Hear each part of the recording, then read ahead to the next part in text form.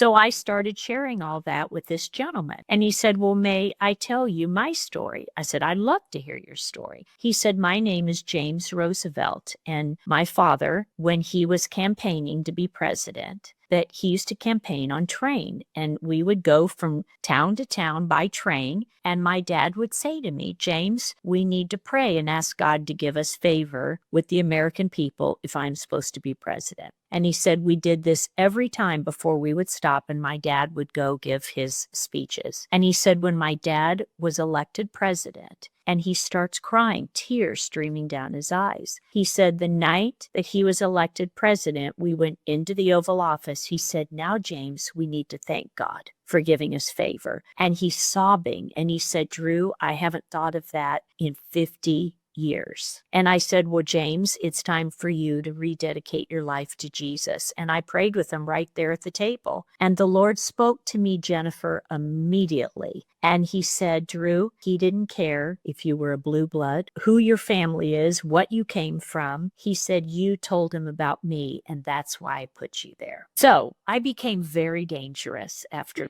I'm like, okay, God, let's do this. Where do you want me to go next? And I ministered to every Beverly Hills wife that I came in contact with, and very few of them took me up on it, but I sure won a lot of housekeepers to Jesus.